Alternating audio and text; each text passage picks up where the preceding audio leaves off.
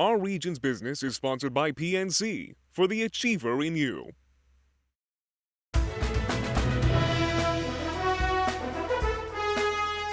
The opening of the Fairmont Pittsburgh about 6 years ago signaled a whole new wave of investment in our region's urban core. And that investment is continuing. In fact, more than $600 million of new investment is underway right now. Yet not every community in our region has shared in all of that success. In fact, many communities, and a lot of them old mill towns, have lost tax base and population as a result of the decline of our economy a generation ago. So for decades, the Allegheny Conference has been working on strategies to make it possible for the communities that have been left behind to be more successful in the future. Laura Ellsworth just wrapped up her presentation at the Allegheny Conference meeting, chair of the Chamber of Commerce and on the conference executive committee. Good to see you. Thank you. Let's sit and talk about the conference's efforts around communities.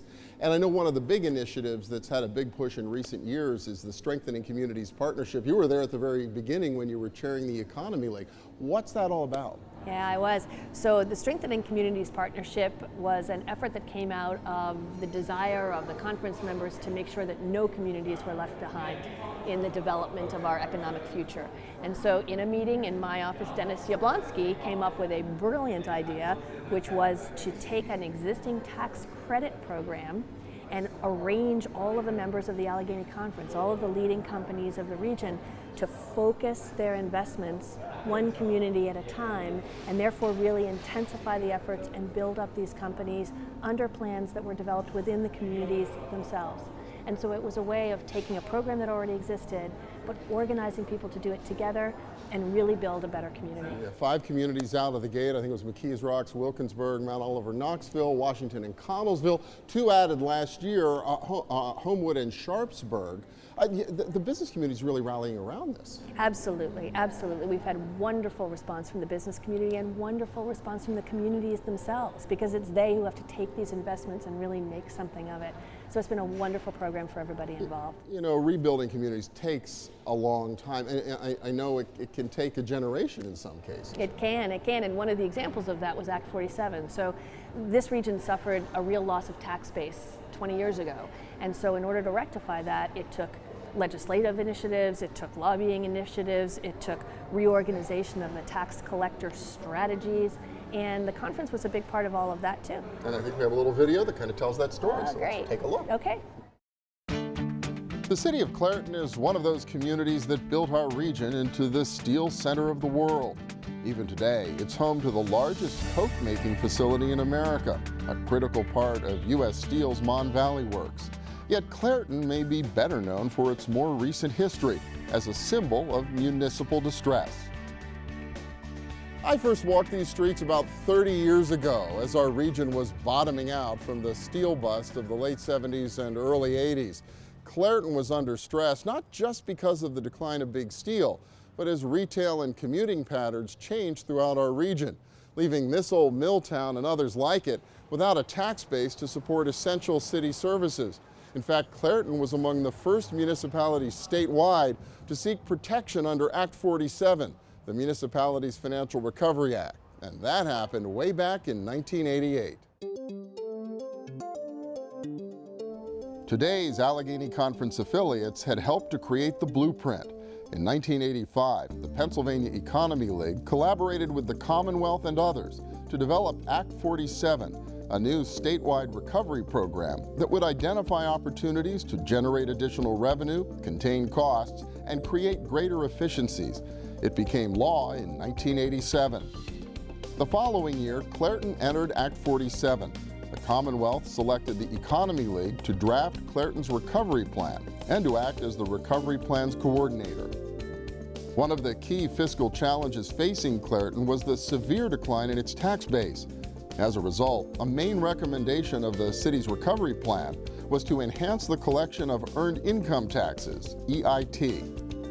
As the 21st century began, EIT reform soon became a top priority of a newly consolidated organization, the Allegheny Conference and Affiliates.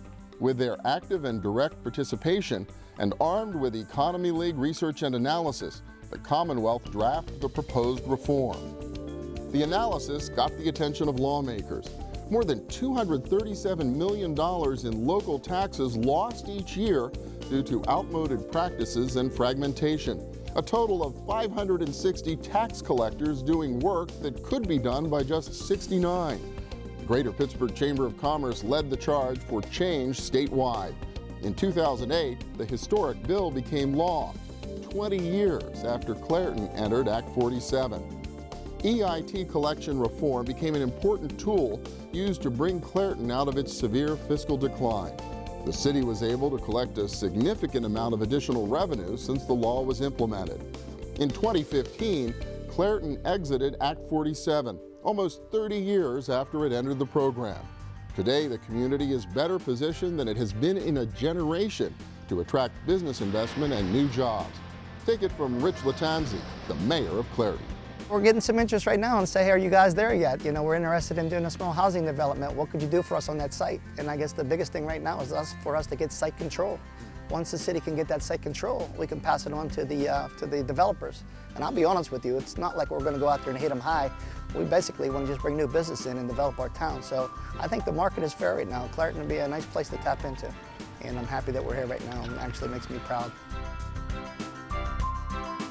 So there you go, one big step forward, but a lot left to do. So what's the next big thing on the agenda of the conference in the Greater Pittsburgh Chamber?